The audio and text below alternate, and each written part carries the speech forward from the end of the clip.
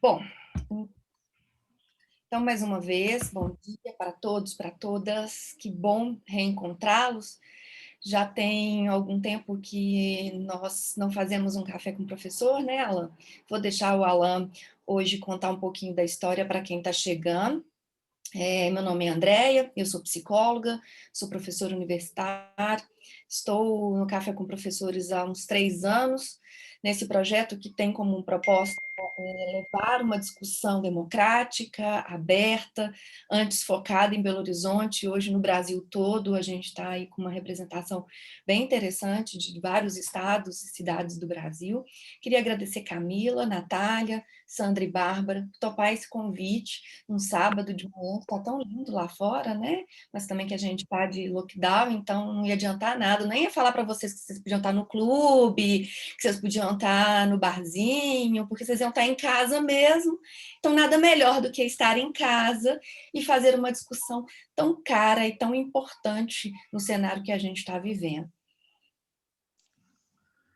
Sim, tão cara, importante e necessária, né? E que está nos atravessando aí a todo momento a questão dos profissionais da saúde, né? Um pouco sobre a história do café, ele nasce de um grupo de alunos, né, do Centro Universitário UNA, que desejava saber um pouco mais sobre algumas questões que não tinha espaço dentro de sala de aula, né? Por ementa ou pelo próprio tempo.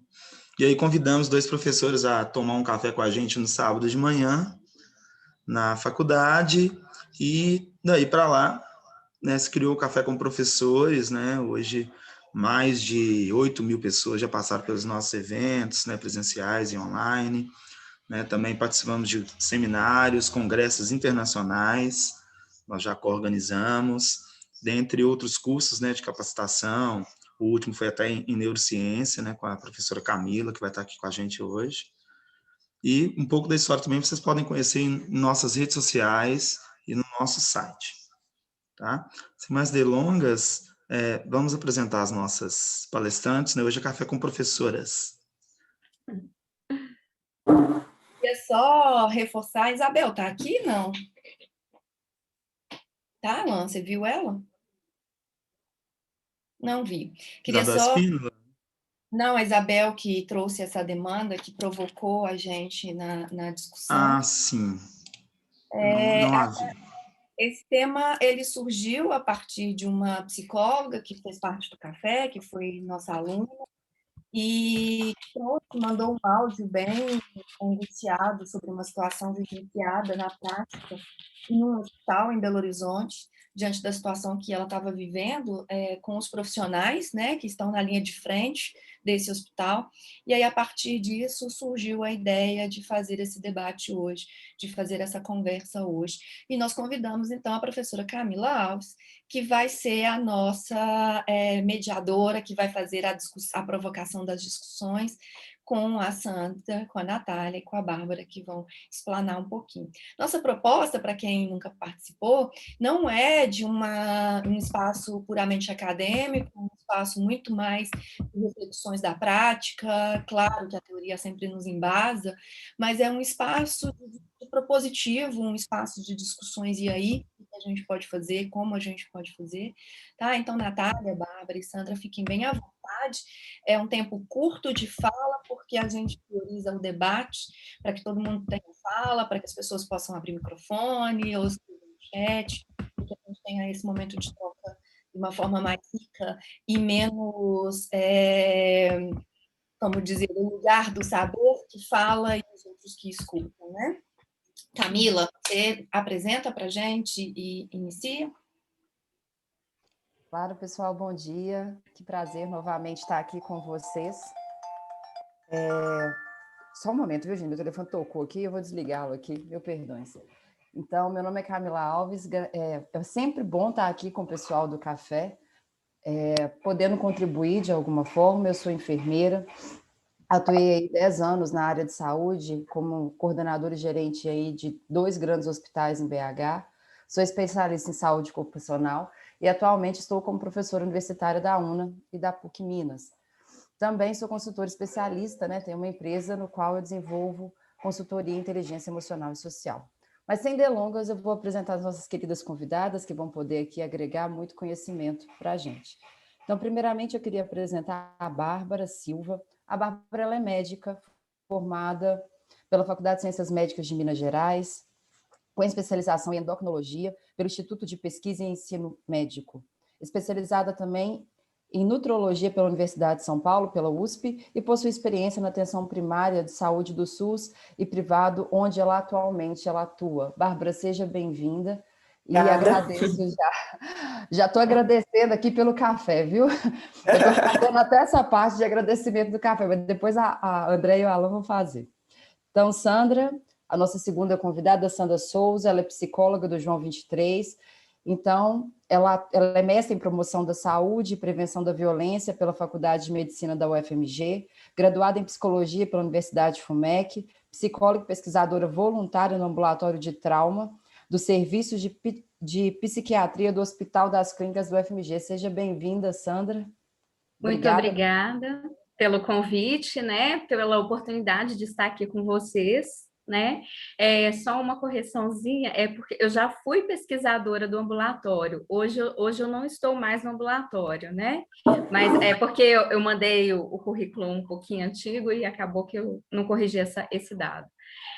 Mas muito obrigado pela oportunidade. Eu acho que espero poder contribuir com vocês aqui e acrescentar também na minha experiência como profissional, como psicóloga lá do Hospital João 23, no qual já estou trabalhando há 10 anos. Excelente, Sandra, obrigada. E Natália Faria, que é diretora do SUS aqui, BH, Minas Gerais. Então, a Natália, ela é diretora estratégica de pessoas da Secretaria Municipal de Saúde de Belo Horizonte, administradora pela Unifenas, especialista em gestão do trabalho e educação em saúde, especialista em gestão pública municipal pela UENG, MBA em gestão e liderança de equipes de alta performance pela UNA e MBA em gestão estratégica de pessoas e ambiente de mudanças na FEAD. Natália, seja bem-vinda, querida. Bom dia, pessoal. Eu que agradeço o convite, né? Agradeço aqui em nome do Alan, a todos vocês do café e a todos os profissionais que estão aqui conosco hoje. Espero que a gente possa fazer uma discussão sadia e construtiva para todo mundo. Bom dia. Obrigada, Natália. Então, pessoal, eu acho que vou começar falando aqui, iniciando essa discussão até como enfermeira, apesar de não estar mais atuando na área, mas sou mestranda na UFMG, estou mestranda na área de serviços de saúde, e hoje o que eu mais percebo é a demanda que os profissionais de saúde vêm passando e esse sofrimento intenso há 2 anos aí, né? Talvez as pessoas não tenham tamanho conhecimento sobre isso, principalmente por nunca entrarem, talvez, dentro de um CTI ou dentro de uma unidade de internação ou de um ambulatório ou de uma unidade básica de saúde para exercer a atividade. A gente sempre foi sobrecarregado de trabalho, a gente sabe muitas vezes que o dimensionamento não é adequado de profissionais para o número de pacientes, todavia, agora a gravidade ela aumentou e o excesso de trabalho também, porque a gente tem um medo implícito em nós até do contágio. Então, infelizmente, quando eu falo de área de saúde, eu estou falando de todos os profissionais, inclusive os gestores de saúde, por exemplo, quando a Natália que ali atuam. Ontem mesmo eu estava, por exemplo, com um colega atendendo e ele estava autorizando comprar uma grande quantidade de medicação de intubação, porque tem falta no mercado. E para a gente que está na ponta, como eu já fui coordenadora de CTI muitos anos, eu falo que não é fácil, porque você assume a responsabilidade de não querer perder aquele paciente por nada. E quando não se tem recurso, você fica de mãos atadas e o sentimento que a gente tem é de invalidez. E aí a gente tenta conscientizar a população da necessidade de estabelecimento de protocolos, do respeito do lockdown, e infelizmente as pessoas ainda não entendem, talvez porque não vivencia. Isso é natural do ser humano, né? A gente precisa experienciar. Mas eu não vou delongar e eu vou passar a palavra para a Bárbara, porque ela está atuando na área e ela vai poder compartilhar muito isso com a gente, da sua experiência aí, tanto no serviço público quanto no particular. Então, Bárbara, está com você a palavra, querida. Obrigada. Antes de começar, eu queria agradecer, que eu não fiz o agradecimento inicial pelo convite, eu fiquei muito feliz, assim, muito honrada de poder dividir um pouquinho do que está acontecendo, porque eu acho que quando a gente sai quem está de fora, assim, está numa visão diferente, às vezes apenas pela mídia, não consegue ter a dimensão real do que acontece, né? Então, acho que é importante, eu vou trazer alguns dados, uma apresentação bem breve mesmo, só para fazer uma contextualização e provocar, compartilhar alguma das experiências que a gente vive lá todos os dias. Deixa eu compartilhar a tela aqui. Espera aí. Vamos ver se vai dar certo. Se já ajuda. Te coloquei, Bárbara, foi. Espera aí que o meu... Seu auxiliar técnico. Meu braço direito aqui vai me ajudar. Informática vai...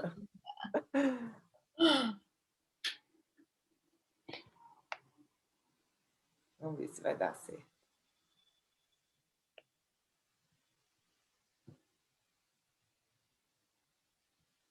Deu certo? Beleza. Então, quando a gente fala dessa questão de esgotamento, inevitavelmente a gente vai para a questão do burnout, né? Que está muito difundido hoje em dia, essas síndromes, os diagnósticos estão cada vez maiores, e eu quis trazer essa relação do burnout, do que a gente está vivendo com os profissionais de saúde, com a Covid, e qual o impacto que tem o esgotamento desses profissionais para o sistema de saúde em si. Então, aqui uma breve apresentação minha, a Camila já falou. Então, atualmente, hoje, eu vivo esse universo paralelo, tanto dentro do hospital, quanto dentro das unidades de pronto atendimento, quanto dentro do hospital de campanha de Betim, especificamente para tratamento de Covid, que é a unidade semi-intensiva, e consultório, né, porque eu também tenho a parte de endocrinologia e nutrologia. Então, eu vivo nesses dois parâmetros, assim. E hoje eu estou na atenção primária da FCA Saúde, que é da Fiat, né, a unidade Fiat Chrysler. Então, vamos lá. Então, ontem, quando eu comecei a pensar um pouquinho sobre essa apresentação sobre o tema, eu entrei no PubMed rapidamente e até ontem, às 18h47, a gente tinha 591 publicações sobre o tema desde o início da pandemia. Então, a gente vê que cada vez mais tem muitos trabalhos sendo publicados sobre, em várias partes do mundo. Então, tanto Itália, eu peguei ali Itália, Brasil, na Inglaterra, os principais países assim que estão vivendo isso, que viveram muito intenso isso no início da pandemia agora, Estados Unidos, para a gente ver quanto que isso está sendo importante, assim, quanto que estudar sobre isso, o impacto que isso tem e como vai ser o pós-Covid, né, o pós-pandemia. Então, isso é uma coisa muito importante. E colocando em itens, o que faz, o que leva a gente a pensar, a viver esse esgotamento? Então, assim, no início, um relato particular meu, no início da pandemia, eu saí completamente da minha área que eu atuo de endócrino, de nutrologia, e entrei 100% na questão da Covid. Então, as minhas atualizações, os meus estudos diariamente eram sobre isso. Então, eu saí até novembro, mais ou menos, foi a hora que eu decidi que eu estava em esgotamento completo, eu não dormia, eu comecei a precisar de remédio para dormir, remédio para ansiedade, crise de pânico que eu nunca tinha tido, eu comecei a ter, e coisas que às vezes a gente está tão inserida no meio que a gente não consegue dar conta do quanto de fato aquele ambiente reflete na gente, o quanto que aquilo compromete a gente. E até iatrogenias, que isso é uma coisa inevitável, isso acontece pelo esgotamento mesmo, a gente se pega às vezes fazendo uma coisa que normalmente a gente não faria, ou então esquecendo dose de medicamento, enfim. Aí foi a hora que eu decidi parar, assim, que eu dei um passo atrás, isso vários colegas meus já tinham feito, e eu decidi parar de fato e pensar em outras coisas. Agora, quando foi fevereiro de novo, devido a baixo recurso humano, né, de profissionais, eu fui muito solicitada para voltar à frente e eu voltei novamente onde eu estou hoje. Então, eu estou dividindo a minha rotina nesses dois lados.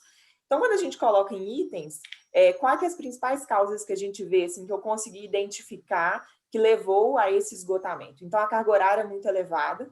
Então, um plantão que seria de 12 horas, acaba que você excede isso. Primeiro porque, às vezes, falta profissional, então você tem que cobrir escala. E segundo, porque é um plantão muito diferente de um plantão habitual. Então, assim, são intercorrências o tempo inteiro, o paciente demanda o tempo inteiro. Então, o serviço, o fato do familiar não poder visitar o paciente, quem faz o boletim médico diário é a gente, pelo telefone. Então, assim, a gente tem uma responsabilidade de um número maior de pacientes na semi-intensiva.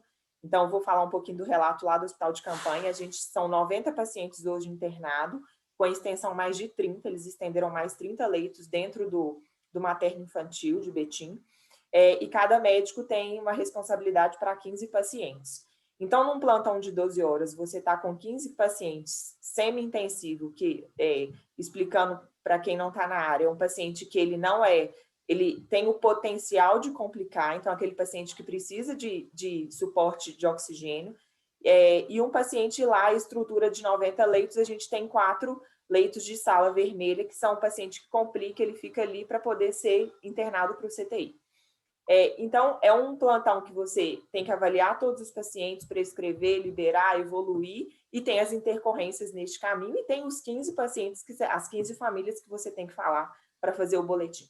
Então, de fato, é um plantão muito exaustivo, que assim, você não para, né? Baixa disponibilidade de recursos, tanto humanos quanto materiais. Então, assim, há 15 dias atrás, a gente viveu uma situação que a gente não tinha material completo do kit de intubação. Então, foi necessário a gente trocar a parte de bloqueador neuromuscular de uma medicação para outra para a gente conseguir fazer essa adaptação. Outro baixa disponibilidade de recursos foi uma coisa muito ruim que a gente viveu também. Em um determinado momento do plantão, a gente recebeu um anúncio que a gente tinha só mais 1 hora de oxigênio para os 90 pacientes, mais os 4 pacientes que estavam na sala vermelha. E quem trabalha na área sabe que a ventilação mecânica demanda muito oxigênio, então acaba de uma maneira muito rápida. Então, a gente retirou os oxigênios dos catéteres, de todos os pacientes que estavam em catéter nasal, priorizamos os que estavam na máscara de O2, que tem uma necessidade de demanda de oxigênio maior, e foi uma tensão, né? Então, os pacientes aumentaram a estabilidade, então desestabilizaram mais rápido, enfim. Então, viver isso é muito ruim, a gente não ter o que oferecer para o paciente quando ele está, de fato, agonizando ali, precisando de oxigênio. A interação e a sincronia da equipe, então a gente percebeu que o fato de não ter recursos humanos foi demandado profissionais com baixa experiência. Então, assim, muitos médicos recém-formados que não têm experiência em urgência, mas principalmente, especificamente na COVID, porque é diferente. Você ter uma experiência em urgência é uma coisa, você ter experiência direcionada para a COVID é outra completamente diferente. Então, a gente teve que estudar tudo do zero, né? Então, é uma doença que você estudou tudo. Então, o jeito de intubar é diferente, o jeito de manejar o paciente é diferente, tudo é diferente. Então, um médico ou um enfermeiro, um fisioterapeuta recém-formado que não maneja todos esses detalhes, a gente passa, de fato, muito aperto. Na verdade, às vezes, ele mais atrapalha do que ajuda. E ter uma equipe coesa faz toda a diferença, né? Então, viver isso também é uma das coisas que aumenta esse esgotamento. O medo de contaminação dos familiares, a gente viveu isso. Então, com 14 meses de pandemia, eu não peguei Covid. A gente testa, né, com frequência, não peguei, mas eu tive um protocolo muito rigoroso, tenho até hoje, mas não é por isso, né? Eu acho que foi também um pouco de sorte, enfim, mas os protocolos, essa tensão da paramentação, da higiene, de chegar em casa, de tudo, isso faz também com que a tensão fique muito grande. Meu marido não é médico, então ele não está vacinado, eu estou, então isso para mim na minha vida não mudou absolutamente nada. Então a gente continua tendo todos os cuidados, e agora eu cada vez maior. Então no início a gente afastou as coisas pessoais, banheiro, quarto, etc., até a gente conseguir entender qual que é a real dimensão disso. Então isso é uma coisa muito que leva essa sobrecarga. A baixa experiência profissional, eu falei, a remuneração também. Então, o plantão de um hospital que você não trata COVID é o mesmo valor do plantão que você trata COVID. A atenção é completamente diferente. Então, eu acho que a baixa adesão também de profissionais leva muito em relação a isso. As atualizações científicas, que ao tempo inteiro a gente tem que estar atualizado, e isso vai em conta também que, especificamente no Brasil, a gente não tem uma diretriz.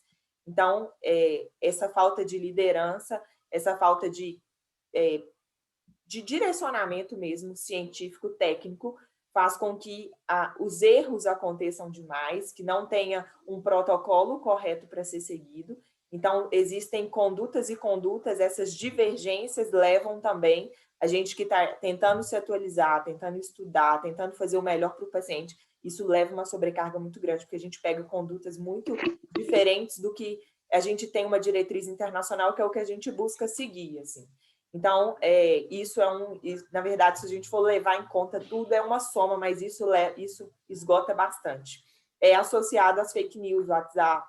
Então, assim, a gente tem muito trabalho de desmistificar muitos tratamentos, desmistificar muitas condutas, e isso sobrecarrega muito.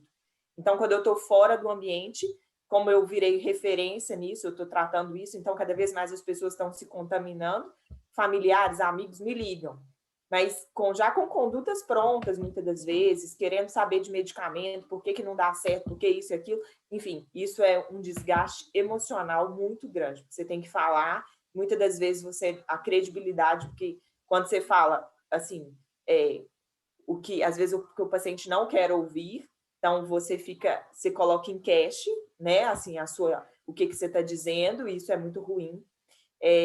Então, essa mistura mídia, ciência, política, líderes, instabilidade, isso traz a gente também uma sobrecarga muito grande. Então, assim, as falas muito divergentes, isso é muito ruim. Então, quando esse estudo feito pelo PubMed, que é uma fonte médica científica que a gente pesquisa muito, de pesquisa rápida, ele colocou comparando profissionais que estão na área de saúde, na linha de frente, com profissionais que não estão na linha de frente. Então, essa diferença de porcentagem aí, 79% dos médicos e enfermeiros que estão na linha de frente têm a prevalência de burnout é muito maior dos que não estão. Né? Então, dos 3.613, 293 médicos apresentaram essa prevalência, 457 enfermeiros e 224 técnicos, que foi essa amostra de pesquisa aí dos profissionais que foram pesquisados. E para finalizar, qual seria a perspectiva daqui para frente? Então, teremos uma terceira onda? Isso é uma coisa que a gente questiona muito. A gente está de 9, 10 dias para cá numa queda. Nitidamente, a gente vê que a demanda por internação reduziu, a porta, né, os atendimentos das UPAs reduziram, por causa do lockdown, de fato, ele faz efeito. Apesar de não ser o lockdown perfeito, ele faz algum efeito.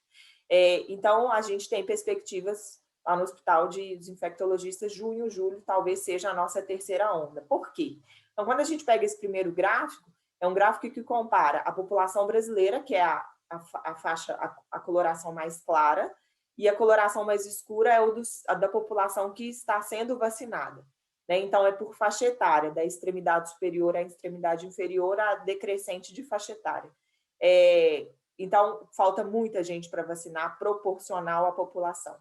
Então, a contaminação e o caminho entre a contaminação e a vacinação estão muito discrepantes. Então, eu acho que a gente não consegue alcançar um nível de vacinação para não ter a terceira onda. Então, a ideia é mais ou menos essa.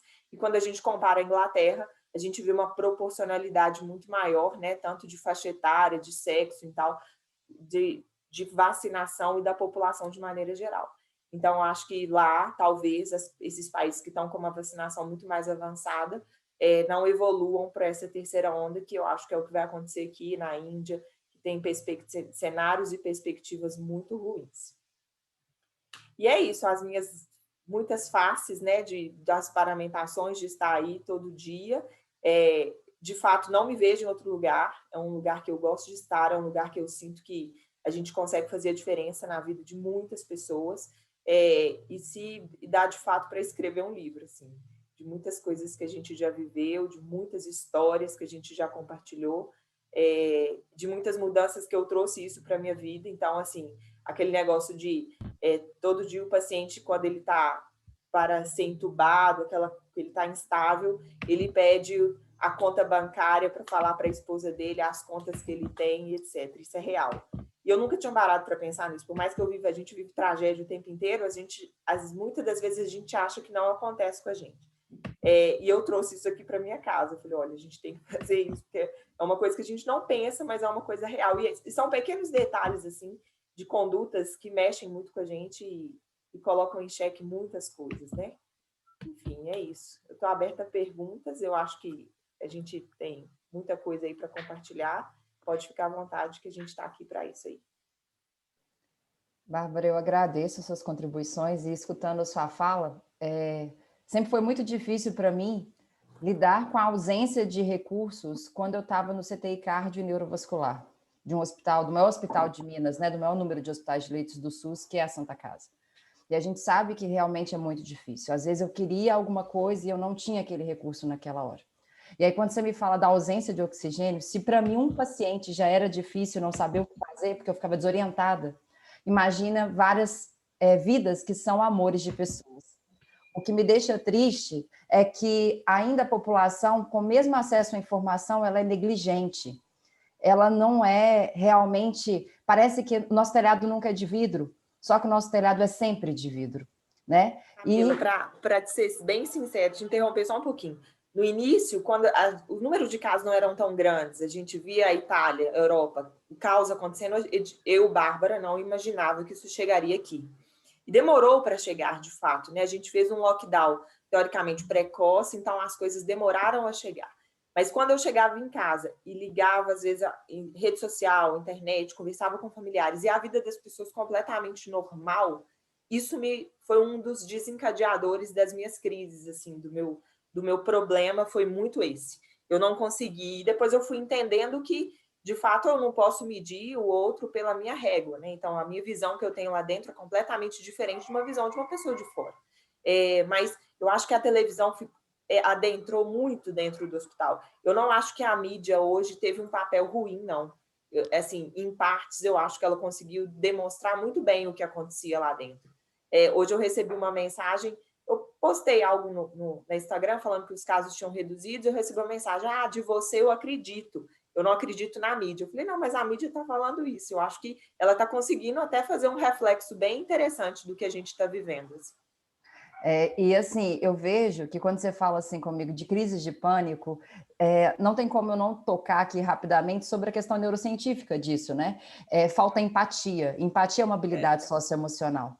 E as pessoas, que pode ser desenvolvida, e infelizmente o não se colocar no lugar do outro impacta nas crises de burnout dos colaboradores, né? Esse excesso da descarga de cortisol associado à adrenalina, o cérebro não tem capacidade de raciocínio. O índice de negligências, imprudências e perícias, de erro médico, de erros na área de saúde, vai aumentar significativamente, o que vai potencializar a culpa do profissional. Isso né? Então, acontecendo muito. É o que está acontecendo. É difícil, né? Eu não estou na área, mas eu vejo 24 horas meus amigos falando, eu não dou conta mais. Eu estou no meu limite, eu não peguei, mas eu tenho medo. E a minha família, eu não vejo minha família há tanto tempo. Então, eu acredito que hoje, se nós tivéssemos uma sociedade mais emocionalmente inteligente, onde prevalecesse a empatia, talvez esse número não estaria tão grande. Porque a gente não precisa estar no lugar, viver o que o outro viveu para ser empático, a gente só precisa entender o que o outro precisa passar. Né? Então... E acaba que a equipe fica tão, assim, a gente se solidariza muito pelo colega. Então, quando muita gente pergunta, por que você está trabalhando tanto? Que quando você pensa em não ir, você pensa no colega que vai ficar sobrecarregado, de como vai estar, então acaba que você vai pelo outro, pelo colega ali, porque de fato é um cenário muito peculiar, assim. Exato. Infelizmente, mas acho que é o desafio que nós vamos ter que fazer para crescer a cultura, tá, inclusive brasileira, né? Bárbara, obrigada. Vou passar a palavra agora para a Sandra. Sandra, deixa eu ir com você agora para você compartilhar com a gente um pouquinho da sua percepção. Então, eu observo... Gente, eu posso falar rapidinho? Tem alguém querendo falar. Não, é só porque vocês falaram essa questão de erro médico e eu achei, assim, muito interessante porque isso foi uma coisa que aconteceu comigo recentemente e eu me senti, assim, muito impactada porque eu recebi um diagnóstico, né, de Covid. Na verdade, assim, eu estava com o exame negativo, só que a médica notou, ela fez o laudo, ela preencheu, porque eu fiz o teleatendimento, só que no questionário que eles mandam, né, foi da Unimed, né? Mas, enfim, eles mandaram, porque novamente eles ligam para a gente para saber como estão os sintomas e tudo mais, porque eu tive alguns sintomas, e a menina me ligou falando assim, olha... no seu prontuário tá que você tá positivo. E nisso eu fiquei muito assim, mal, porque eu já tinha o exame falando que estava negativo e lá constava positivo. E aí eu tive que fazer uma nova teleconsulta e eu falei, meu Deus, o que está acontecendo? Nisso eu comecei a ter várias crises de ansiedade, porque para mim estava negativo e para eles constavam outra coisa. Achei que tinha sido erro ou do exame, alguma coisa assim. E quando eu fiz o novo teleatendimento, aí eu perguntei, né, se caso tinha sido algum erro, o que foi, e aí uma nova médica que me atendeu falou que foi erro da médica que tinha me atendido antes, que ela tinha preenchido errado. E aí eu falei, gente, eu acho que é tanto esgotamento, né, que é o que vocês estavam falando, que, assim, no primeiro momento, assim, eu fiquei muito mal, mas, assim, eu compreendi que a questão, assim, é de tanta carga que a pessoa está ali no dia a dia atendendo tantas pessoas que acho que é tão difícil a gente pensar. No primeiro momento eu fiquei assim, gente, a médica, ela não sabe o que ela fez comigo. Eu entrei em uma crise total, em pânico, pensando o que né, poderia estar acontecendo. Tudo bem que eu já estava, né, separada, né, de todo mundo aqui de casa, mas eu também pensei, poxa, ela deve estar muito mal e tudo mais, porque é um trabalho esgotante, tudo, e eu acho que, assim, a gente tem que se colocar, é difícil, às vezes a gente fala muito de empatia, eu acho que a gente precisa, e é um exercício muito difícil, é algo que a gente tem que fazer diariamente, a gente tem que pensar, assim, todos os dias, como que a gente pode estar trabalhando nisso, né, porque não é fácil, eu acho que, assim, é bem complicado, mas é super necessário. Era só isso mesmo. Deixa eu só fazer uma observação na fala dela, achei interessante. Mariana, a gente tem 2 tipos de diagnóstico hoje para a gente fazer de COVID. Então, o diagnóstico laboratorial, que é o do exame, e o diagnóstico clínico epidemiológico. Então, o fato do exame dar negativo, muitas das vezes, eu também atendo na Unimed, a gente coloca o paciente positivo não por conta do exame, mas pelo diagnóstico clínico epidemiológico. Obviamente, eu não estou falando que foi o seu contexto, porque eu não sei como foi, né? Mas a gente tem, só para esclarecer, que a gente tem dois tipos de diagnóstico, porque o mesmo RT-PCR, que é uma sensibilidade, uma especificidade alta, ele tem uma chance grande de falso negativo, não fazendo na janela correta, ou não se adequando, né, aos parâmetros de indicação correta do exame. Então, mesmo um teste negativo, a gente pode considerar o paciente COVID positivo, dependendo da clínica e da epidemiologia. Só para esclarecer isso aí. Pode falar, Sandra.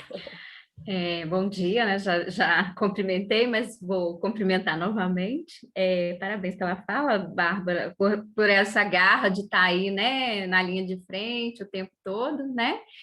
E eu quero compartilhar com vocês um pouquinho da minha experiência como psicóloga, né, no Hospital de Trauma, né, do João, que é o João 23, que não era, a princípio, referência em COVID, mas que a gente tem recebido bastantes pacientes com COVID, e o tanto que isso tem influenciado na prática dos profissionais, né? A gente, desde o início da pandemia, né, já instaurou um caos, né, de estresse, de preocupação, né, dos funcionários, e aí a equipe de psicólogo do João 23, nós percebemos essa demanda, e tantos que elas também nos chegavam, né, nós percebemos, e muitas das vezes os próprios profissionais nos buscavam pedindo ajuda, né, porque se a gente for parar para pensar, os profissionais da saúde já são uma área mais sobrecarregadas, por já lidar com doenças, lidar com a morte em si muito tempo, né? Então, assim, e ali, como a parte clínica não era assim, o foco, né? O João 23, o foco dele é o trauma. De repente, a gente tem que lidar com essa situação de Covid, né? Então, isso tudo gerou muito estresse nos profissionais.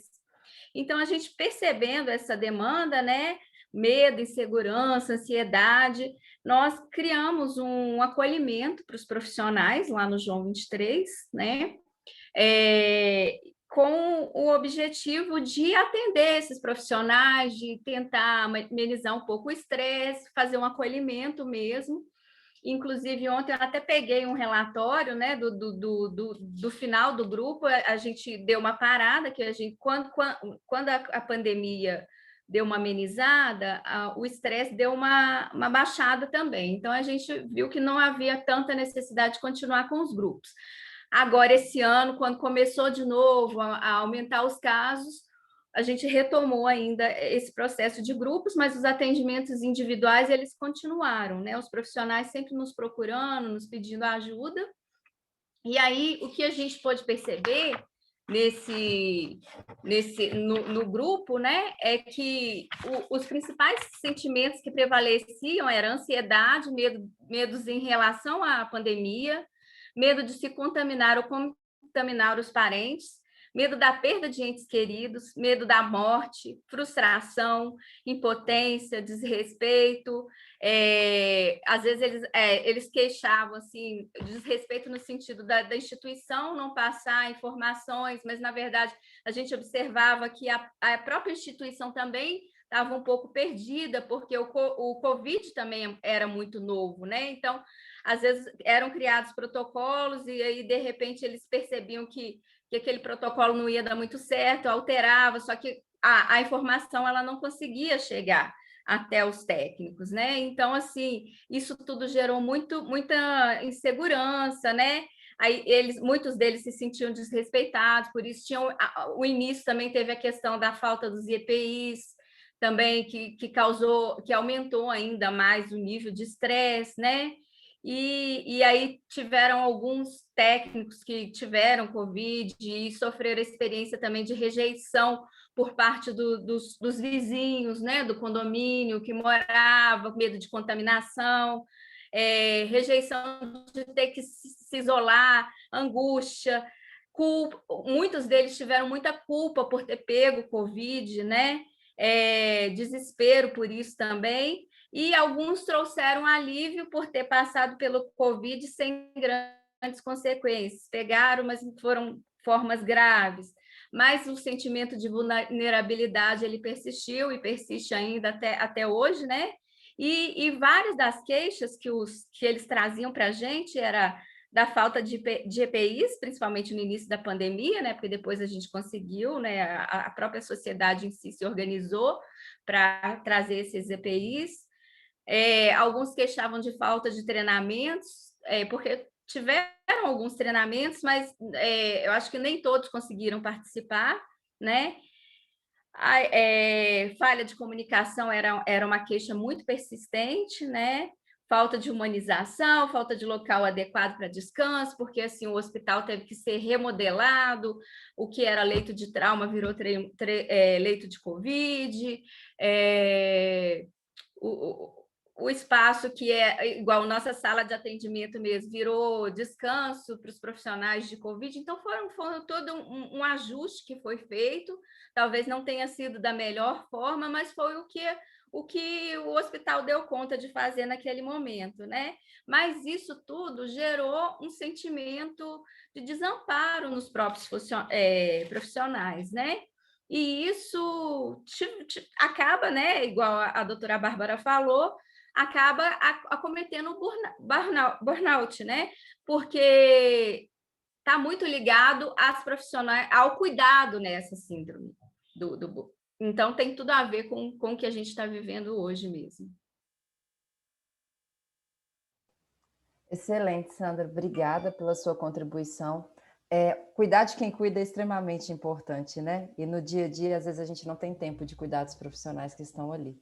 E acho que reestruturar tudo, ainda mais o João, né, um dos melhores hospitais de trauma da América Latina hoje, ter que atender Covid, porque não deixaram de ter acidente de carro, não deixaram de ter outros tipos de acidente, e aí você dobra uma demanda, e quem já fui do João, né, já fiz estágio lá, um dos meus estágios foi no João, e aí a gente, assim, o profissional, como a Bárbara falou, ele não está acostumado a manejar a doença infecto-contagiosa, né? A gente está acostumado a manejar outras coisas na sala de urgência. E aí a oportunidade acontece, né? E o medo aumenta. Então, obrigada aí por suas contribuições.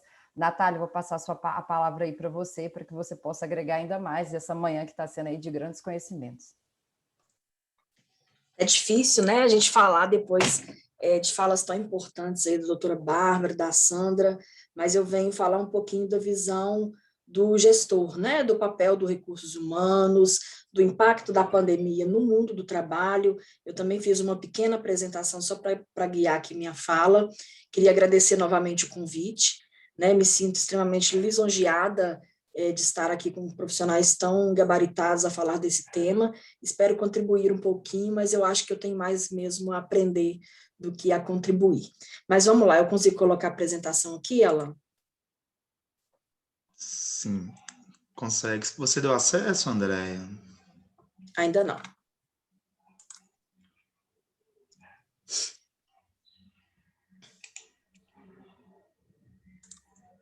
Sim, agora você já está com acesso.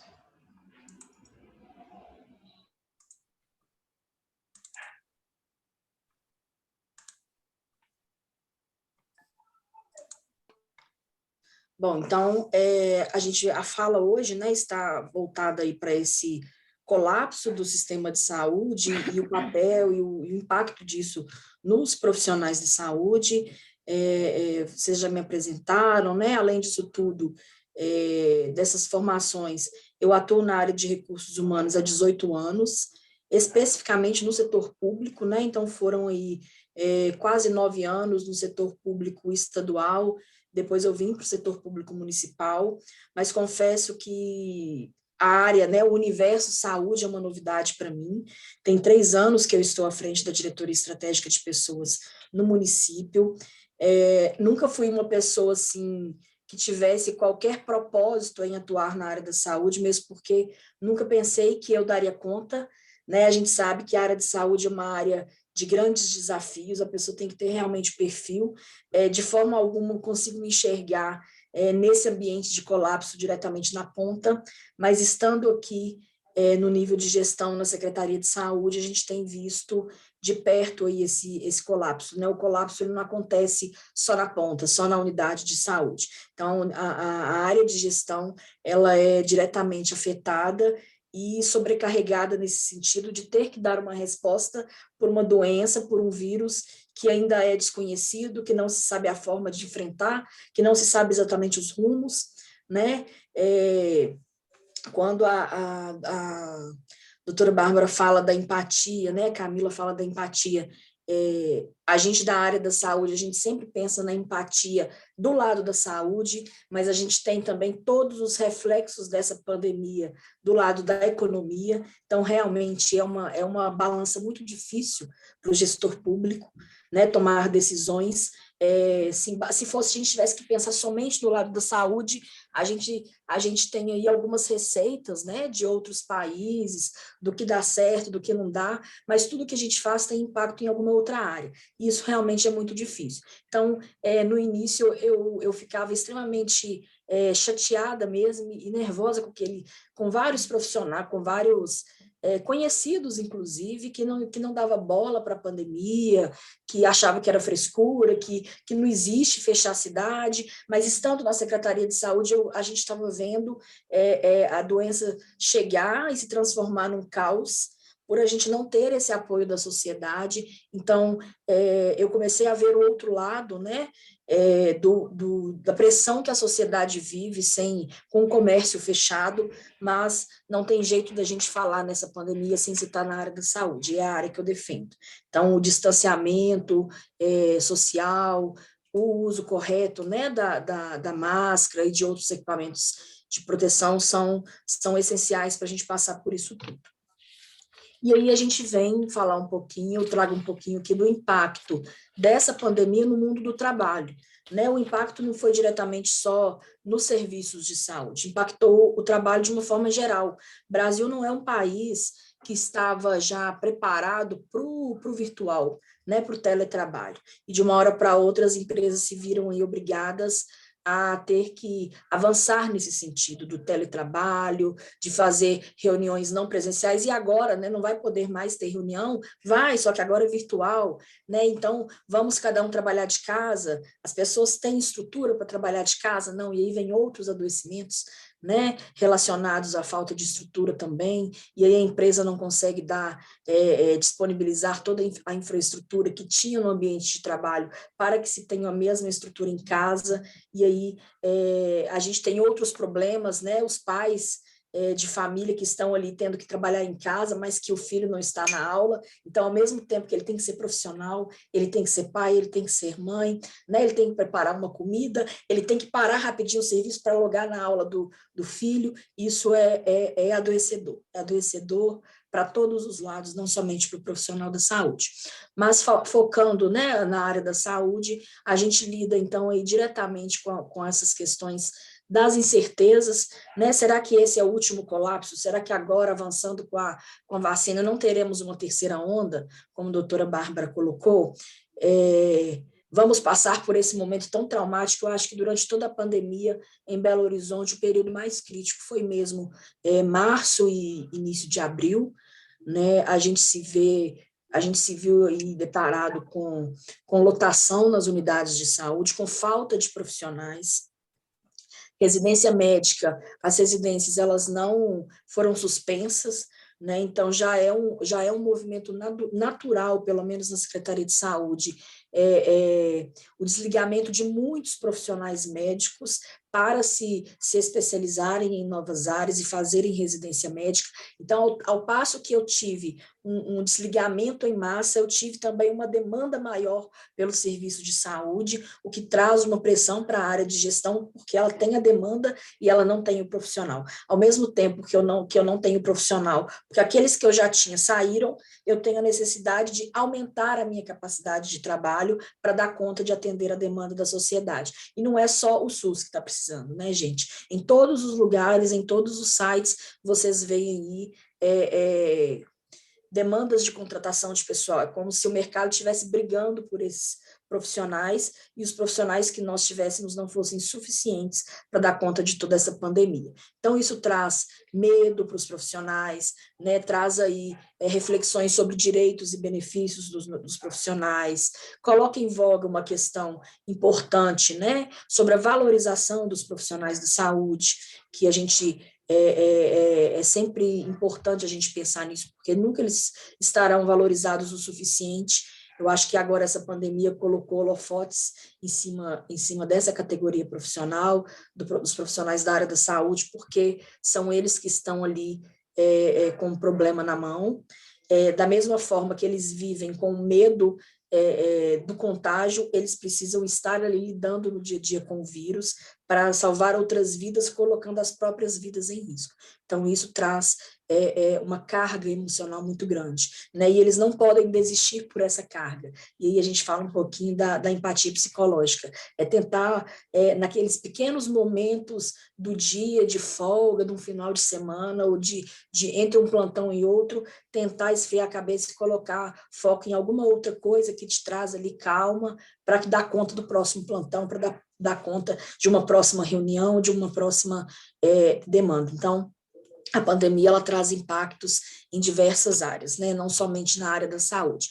E aí, se a gente entra na internet, tudo que se fala relacionado à pandemia, muito se fala sobre a sobrecarga emocional nos profissionais da saúde que estão ali lidando com o vírus diretamente, né? Então, são várias as matérias que a gente encontra nesse sentido, que aumentou a procura por atendimento de saúde mental, que a saúde mental dos trabalhadores da saúde, né, estão em risco, 70% de profissionais da saúde sentem despreparo para enfrentar a pandemia, mas quem que está preparado, né, gente? Foi uma pandemia que pegou todos nós de surpresa. Eu acho que não tem nenhum setor da economia como um todo que está preparado para essa pandemia. A gente tem lidado com os desafios aí no dia a dia, feito o possível e o impossível, né, com uma sobrecarga de trabalho muito maior. Então, se antes a gente trabalhava aí na gestão cerca de 8 horas por dia, hoje a gente tem trabalhado 12, 13 horas por dia, não é 12 por 36, né? Eu brinco lá no serviço que agora minha jornada de trabalho é de 12 por 12. Trabalho 12, vou para casa, durmo, volto, trabalho mais 12, volto, e assim a gente vai seguindo, tentando achar saídas, né, para os impactos dessa pandemia aí na nossa área de atuação. Então, muito se fala mesmo sobre os impactos dessa pandemia na saúde mental dos profissionais. E aí, acompanhando um pouco do que a própria doutora Bárbara disse, né, são vários os fatores estressantes, aí, os fatores estressores para os profissionais da saúde. Eu cito alguns aqui que eles lidam diariamente, né, e ainda assim precisam tirar forças para continuar ali a sua profissão. O isolamento social ele existe somente no convívio social, propriamente dito, né? Os profissionais da saúde eles não podem estar isolados em casa, então eles estão ali no ambiente de trabalho, muitas vezes, dada a sobrecarga e o aumento da demanda, estão sim aglomerados, né, com outros profissionais de saúde, com a demanda dos usuários. Então, esse isolamento da parte boa, digamos assim, né, da parte da família, dos amigos, isso traz uma pressão muito grande. A lida diária com os usuários contaminados, a gente está falando de vírus, mas eu tenho que tratar de quem está com vírus, né? Isso traz uma sobrecarga muito grande. A infraestrutura precária, né, e insuficiente, seja de recursos materiais ou recursos humanos. A insegurança em relação às EPIs, será que esse EPI realmente me protege? Será que eu usar apenas essa máscara é o suficiente, né, no local onde eu estou? Preciso de alguma outra paramentização? Então, assim, essa insegurança também traz uma carga emocional muito grande, o medo de levar a doença para casa, porque eu acho que o medo maior nem é a gente pegar propriamente dito, né? É a gente pegar e ainda levar para os nossos familiares, né? Eu acho que o meu maior medo sempre foi esse. Eu nunca pensei como vai ficar se eu pegar, o que é uma falha, inclusive, né? Porque eu tenho várias pessoas que dependem de mim, mas o meu medo maior é de eu levar a doença. Então, com a escola fechada, a minha filha tem que ficar na casa dos meus pais ou na casa dos meus sogros para que a gente possa continuar trabalhando. Eu estou em contato direto com o público. Então, medo de trazer esse vírus para minha filha. E a minha filha levar para os meus pais, para os meus sogros, é uma sobrecarga muito grande. E eu acho que com os profissionais que estão na linha de frente, é uma sobrecarga maior ainda. A sobrecarga de trabalho, né, inevitável, como a doutora Bárbara disse, às vezes você está escalado para um plantão de 12 horas, mas um colega liga avisando que não pode ir para o plantão seguinte, porque ou se contaminou com Covid, ou está com algum outro problema, e aí muitos profissionais estão emendando, dando plantões de 24 horas, né, o que traz aí uma sobrecarga, adaptações a novos processos de trabalho, as atualizações científicas, né, e dos protocolos têm sido muito rápidas, então o profissional ele tem que dar conta de estar ali na linha de frente, buscar essa atualização para que ele atue no processo de forma adequada, né, como a instituição, como os hospitais e a ciência está definindo. Então isso tem mudado muito, isso também traz confusão para os profissionais na linha de frente. A falta de energia para o próprio cuidado, tanto cuidado com o trabalho, com o outro, com o EPI, que em alguns momentos a gente falta energia para lavar uma compra, né, tirar um sapato antes de entrar em casa, e não encostar em nada direto para o banho, né? Então a gente tem essa falta de energia aí no final de um expediente cansativo, necessidade de desmentir fake news o tempo todo. Eu acho que os profissionais da área da saúde é quem mais sofre com isso, porque eles estão vendo o caos, eles estão vivenciando o caos, e em determinadas situações eles escutam o contrário, né? Que é política, que não tem. Eu já vivenciei isso demais, né? Na minha própria família. É muito triste a gente ter que insistir com o outro para que ele tenha cuidado, para que ele se cuide, porque o que estão dizendo na mídia é real. E muitas pessoas não acreditam por ainda não ter vivenciado. Então, isso também traz uma sobrecarga muito grande. E o luto pelas perdas, né, gente? Eu acho que muitos profissionais da saúde já têm esse convívio, né, na sua profissão, de lidar com perdas, mas não como estamos vendo agora. É lidar com o luto, um luto que não pode ser aplicado, né, saber que um parente morreu, que um colega morreu, e que ele não vai ter a despedida, né, que estamos acostumados, que a nossa cultura nos impõe, de ter que dar essa notícia por telefone, porque antes o papel não era esse. Antes, quando um paciente morria, muito provavelmente o acompanhante estava lá, né, e agora não existe mais acompanhante. Então, lidar com esse luto várias vezes ao dia, o tempo todo, inclusive com profissionais, colegas de trabalho e familiares também, é um fator que desencadeia aí problemas psicológicos nos nossos profissionais.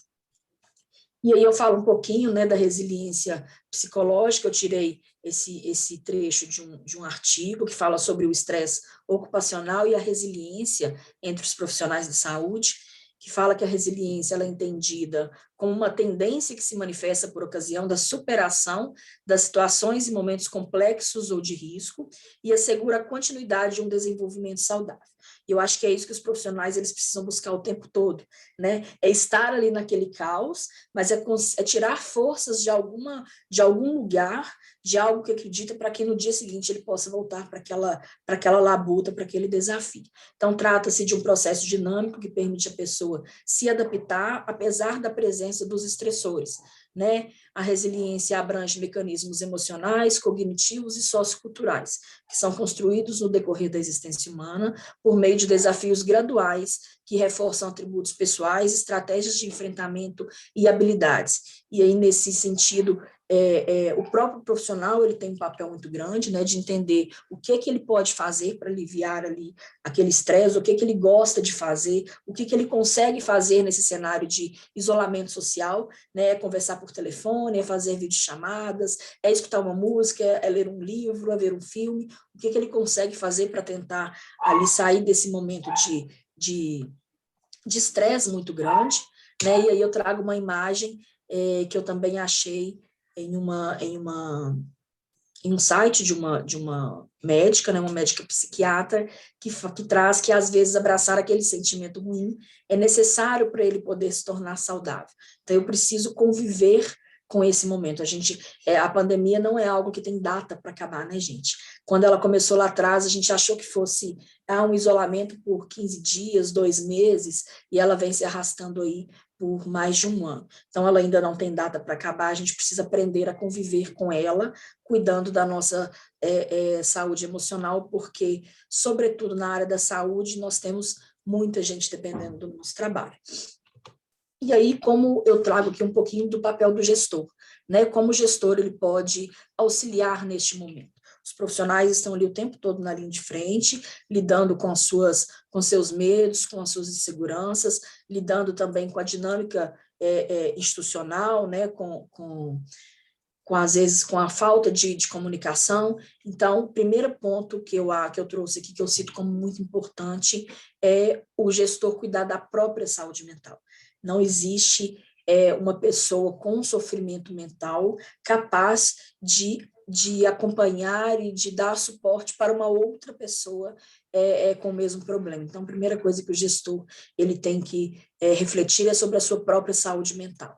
Confesso que terapia, né, era algo que eu não acreditava, que eu nunca tentei, apesar de ter tido uma experiência ruim no passado. Hoje eu vejo a psicologia como algo extremamente necessário.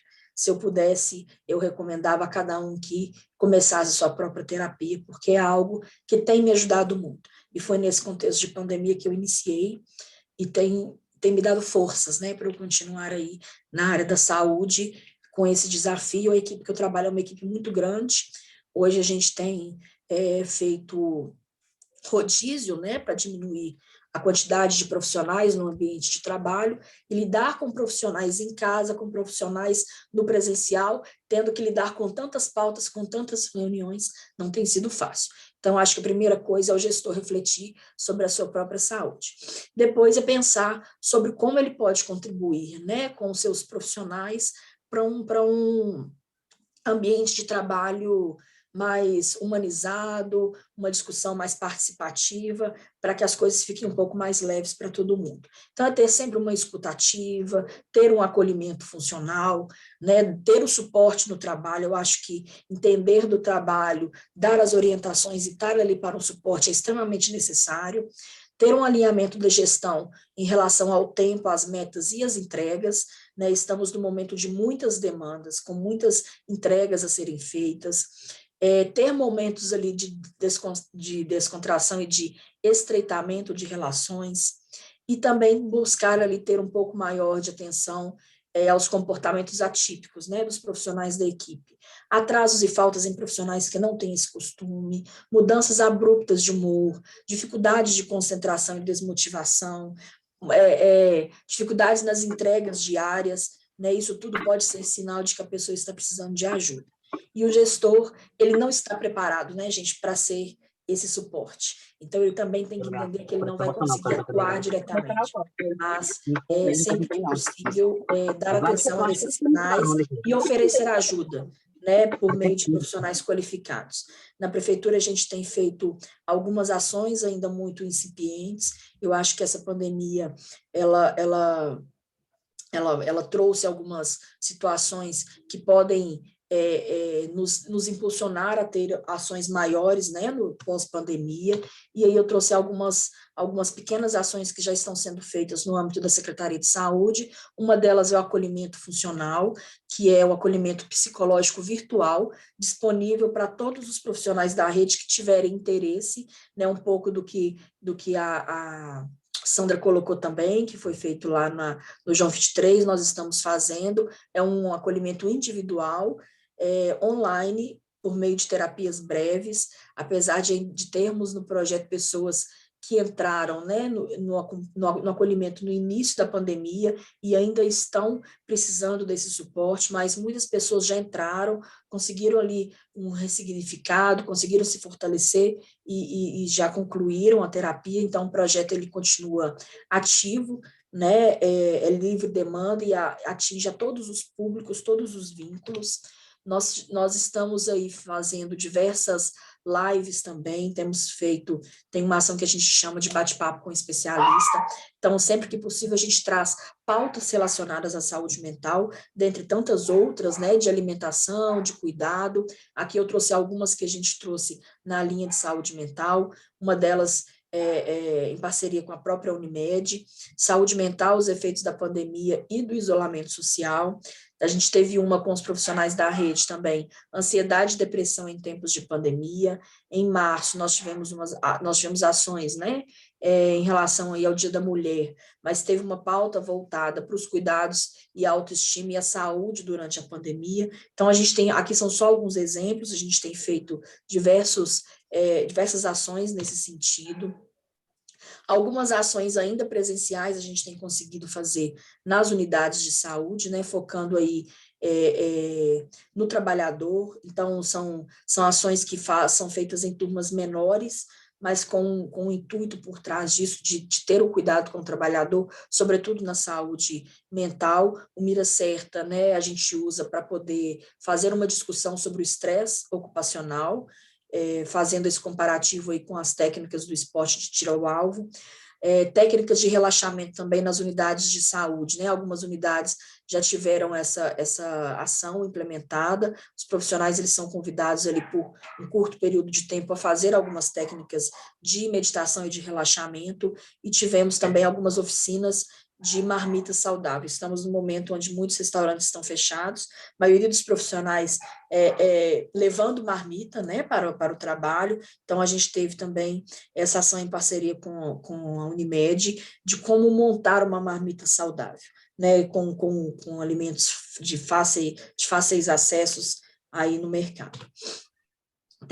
Fizemos também um projeto Obrigado SUS no final do ano passado, acionamos outras secretarias, né, da prefeitura, e quem teve interesse escreveu cartas pessoais direcionadas aos profissionais da saúde, ou de uma forma geral, ou para alguma unidade específica. Essas cartas elas foram impressas e disponibilizadas em todas as unidades da rede, com mensagem ali de apoio, de gratidão, de força mesmo, para que os profissionais se sintam ali valorizados e reconhecidos e tenham força para continuar o seu propósito. E, por último, eu cito aqui um projeto que já existe, né, na prefeitura há mais tempo, que é o acompanhamento sociofuncional, que é um trabalho que a gente faz de escuta daquele trabalhador que tenha alguma questão relacionada ao trabalho a questionar, a discutir. Então, a gente tem psicólogos que fazem essa escuta e tenta fazer ali um alinhamento das questões administrativas, né, de talvez fazer uma conversa, um alinhamento com o gestor, ou um alinhamento com a equipe como um todo, que a gente chama de intervenção coletiva, ou de pensar talvez numa movimentação, numa transferência entre unidades para tentar reduzir aquela carga emocional ou aquele conflito no momento. Então, é uma frente de trabalho que a gente tem tentado aumentar aí nesse momento de pandemia, para lidar com as diversas questões relacionadas ao trabalho dos nossos profissionais que estão à frente da pandemia na rede. Então, o que eu queria trazer um pouquinho era isso, né, a sobrecarga de trabalho, os impactos na saúde mental e o papel do gestor nisso tudo. Eu deixo aqui os meus contatos, e aí eu também fico à disposição aí para as perguntas, para a gente continuar o bate-papo, agradecendo mais uma vez o convite. Natália, obrigada pela sua apresentação, assim, fantástico que você trouxe. Eu tenho algumas considerações para fazer rapidamente, e aí depois eu quero fazer alguns comentários de alguns participantes que estão aqui, algumas perguntas. Quando você fala do nosso de gestores de saúde, porque eu estudo nessa linha, né, meu mestrado é em gestão de saúde, apesar de não desenvolver pesquisa diretamente na área de gestão de saúde, e eu vejo o quanto é difícil para a gente que não tem nenhuma definição de papel estabelecida. Né? Se você olhar até na literatura o que é o papel de um gestor de saúde, a gente não tem. Né? E aí a gente assume inúmeras funções, e essa função talvez principal é de dar suporte e subsídio para quem está na ponta. E não é fácil, porque muitas vezes a gente não consegue entender o real contexto, porque a gente está ali cuidando de tudo, e precisa confiar muito quem está na ponta, e quem está na ponta está adoecido e às vezes não consegue transmitir o que está precisando. E aí, você que está na área de saúde diretamente ligada à secretaria, eu vejo que, por exemplo, eu tenho uma colega de mestrado que ela faz parte da central de leitos. E como é desesperador não ter leito quando os hospitais, principalmente as unidades, né, de saúde e até mesmo as UPAs estão precisando. E aí você não tem onde colocar paciente. Então, acho que o desafio é muito maior só do que a ponta, é de gerenciar essa distribuição de leitos de forma assertiva, e a gente não tem como, né, fazer isso sem pensar também na economia, igual você falou, né, eu sou empresária e eu vejo que, para mim é importante o comércio estar aberto, para mim é importante que as coisas funcionem, infelizmente, e o que eu mais vejo são colegas quebrando, e aí, assim, e aí a empregabilidade vai diminuindo, e realmente não está fácil. Né? E um ponto que eu acho que você falou que foi muito assertivo para mim, foi quando você falou da valorização do profissional de saúde. Eu acho que a gente passou a ser útil, coisa que ninguém nunca viu, mas a gente ainda não é valorizado. A gente ainda não tem uma carga horária de trabalho estabelecida mínima, salários dignos, eu falo isso pela enfermagem, eu falo isso pela psicologia, que a gente tem que assumir de inúmeros plantões para que a gente tenha o mínimo de salário necessário para a nossa sobrevivência. Falar que o médico ganha bem, não ganha pelo trabalho que ele exerce hoje, já foi a época que o médico estava ganhando alguma coisa e que fosse realmente significante. Né? Eu acho que a Bárbara pode até concordar isso comigo, o número de plantões que ela tem que dar e o valor que realmente ela recebe muitas vezes no SUS não é significativo. E aí você fala, o profissional está com burnout, o profissional ele atrasou. É claro, ele trabalha 36 horas, 48 horas, ele não tem nem noites de sono. E aí como é que fica? Né? Então, infelizmente, eu acredito sim que a gente passou a ser visto, mas a gente ainda, enquanto profissional de saúde, não é nada valorizado. Se a gente fosse, a gente teria carga horária, piso salarial e teria um dimensionamento de enfermagem, de psicologia, de terapia ocupacional, físio, médico muito maior. E aí sim as pessoas poderiam trabalhar com mais tranquilidade, porque apesar do medo, nós teríamos aí uma redução de carga horária, o que eu acho que agregaria bastante para a gente. Né? Então, assim, eu vou ler aqui alguns comentários que eu acho super importante aqui serem feitos, sobre o que a gente vem discutindo aqui. Então, a Amanda ela fala o seguinte: pandemia deu mais visibilidade aos profissionais de saúde, já era tempo de se dar destaque e confiabilidade a esses colaboradores, são muito importantes na nossa vida. Eu concordo, viu, Amanda, mas infelizmente ainda muito precisa ser feito. E aí, Natália, eu queria ressaltar que, apesar de eu ser enfermeira, o papel do psicólogo. A Andrea sabe que eu sou fã dos psicólogos e pretendo ainda fazer psicologia. Não tem outro profissional no mundo que é mais importante, que exerce uma atividade mais difícil. Pode ser, cuidar de paciente, gente, enquanto enfermeiro, eu falo, é mais fácil do que cuidar da cabeça das pessoas. Eu prefiro 10 vezes cuidar do físico do que cuidar da mente, porque você se esbarra todo o tempo com os gaps emocionais do outro que você mesmo às vezes não dá conta dentro de si. Então, assim, terapia deveria ser uma questão obrigatória para todo ser humano aprender a ser um ser humano melhor.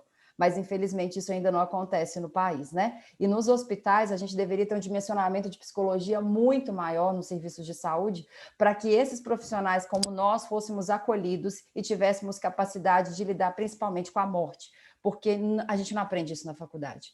E todos nós temos medo de morrer e perder alguém que a gente ama. Então, é uma dificuldade muito grande. Então, a psicologia, e mais do que nunca, para mim, hoje, ela é fundamental para que eu, Camila, para que nós, médicos, enfermeiros, exerçamos a nossa profissão com qualidade de vida, né? E para que as pessoas tenham o mínimo de dignidade e acolhimento possível nesse cenário. A Lidiana, ela parabeniza a Bárbara, como psicóloga, a sua explicação enriqueceu muito o meu conhecimento. E eu tenho uma pergunta aqui, que é do Luiz. Ele fala o seguinte: Essa é uma dificuldade para os psicólogos. Vários gestores desprezam essa cultura de tratamento. Isso impacta na valorização dos profissionais de saúde como um todo? E aí eu vou deixar aberto aí para a Sandra, você responder enquanto psicóloga, qual que é a sua percepção aí. E até Natália e Bárbara, fiquem à vontade para contribuir com essa pergunta, ok?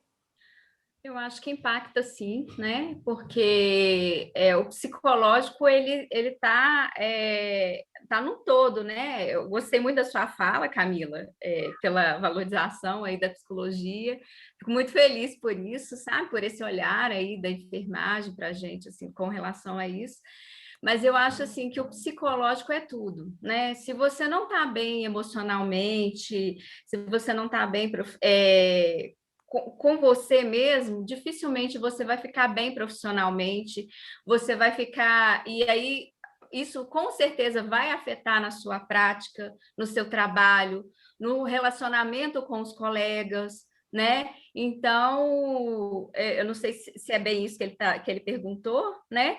Mas assim, eu acho que a primeira coisa, a gente tem que buscar estratégias para tentar ficar de uma forma mais tranquila, trabalhar o emocional, né? Tentar minimizar o estresse de alguma forma, né? Inclusive, eu tenho até um texto aqui que ele fala de algumas estratégias para manejar esse estresse pelas instituições de saúde, que ele fala como definir de forma clara o papel e as responsabilidades de cada profissional, criar oportunidades para que os profissionais possam discutir o impacto dos casos atendidos, porque às vezes assim, um caso impacta muito um profissional e ele fica ali abafado e não consegue concentrar em outras coisas. De repente, se ele tiver oportunidade para estar discutindo isso com o colega e ver que aquilo não acontece só com ele, que aquilo é uma coisa natural, que a gente, como ser humano, a gente é impactado mesmo, a gente é afetado, né? A palavra afeto tem a ver com esse afetamento, né, emocional que a gente tem. Fala também de incentivar o suporte social entre os colegas de trabalho. Então, assim, o que a gente vê, assim, principalmente nos estudos de tentativas de suicídio, a pessoa que não tem um suporte emocional satisfatório, ela tem uma tendência maior, né, um risco maior dessas tentativas, né? Incentivar as chefias a ouvirem as sugestões dos profissionais para aprimorar o ambiente de trabalho, porque uma coisa é você ter o olhar do gestor, outra coisa é você ter o olhar do profissional, que é aquele que está ali na linha de frente, diretamente afetado, né? Então, eu acho que quando a gente possibilita esse diálogo, a gente tem mais possibilidade de acertar, né? Porque você vai escutar o profissional, ver as demandas, as necessidades, e você, como gestor, tem a sua linha de pensamento, mas você vai tentar agregar e tornar esse ambiente, às vezes, um pouco mais leve, né, para aquele profissional, né? Incentivar a civilidade, classes de habilidades sociais aceitas e valorizadas na interação com outras pessoas, né? Às vezes, assim, a gente costuma dizer, né? Às vezes uma conversa tão difícil, dependendo da forma que você coloca, ela fica leve. Dependendo uma conversa mais tranquila, se você se coloca mal, se posiciona mal, aquela conversa leve se torna pesada, né?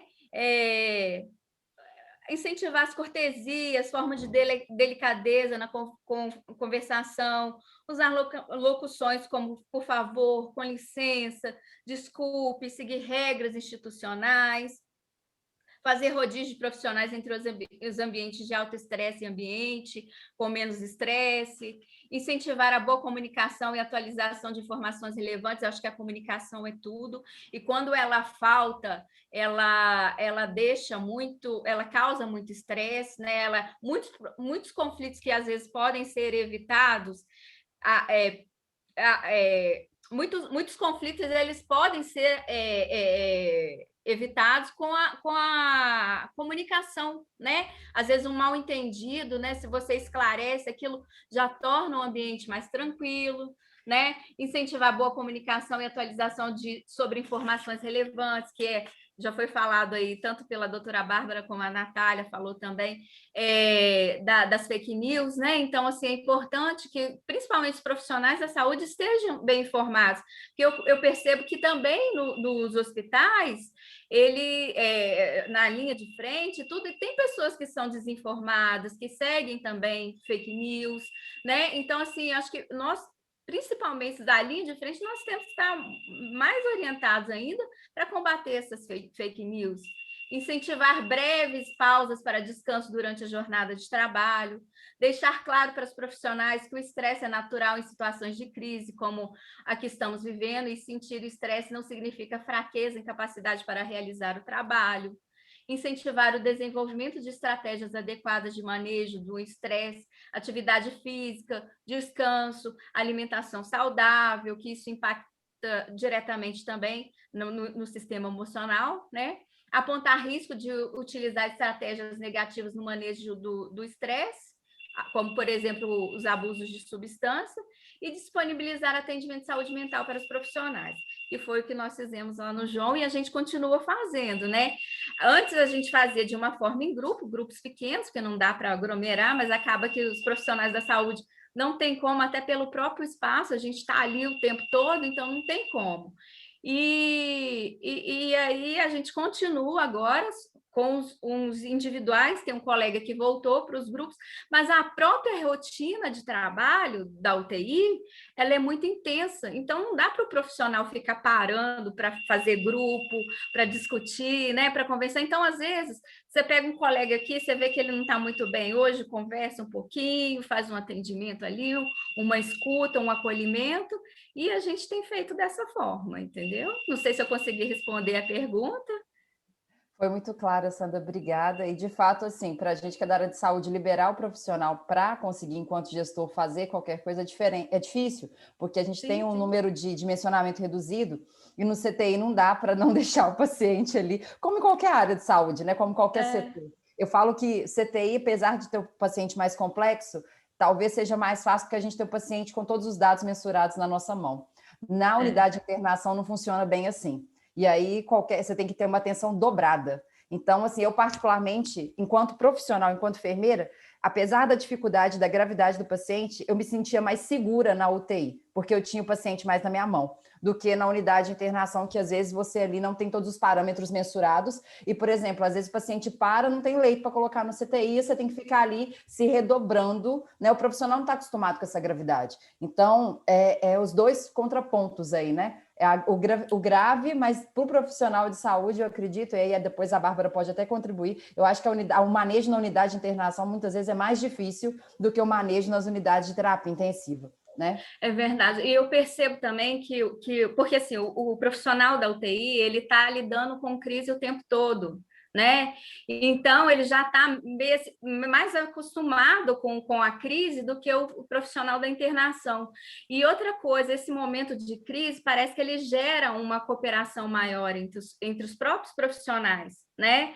Porque ele sabe que ele depende do trabalho do colega e o colega também depende do trabalho dele. Não que não tenha crise, né? A gente sabe que tem, mas assim, eu percebo uma coesão maior do que nas internações, entendeu? A gente está acostumado a lidar com o caos, a verdade é essa, e a gente gosta do caos, mas não precisa ser o caos da Covid, porque o caos da Covid eu acho que ninguém está acostumado a lidar com ele, entende? É bem isso.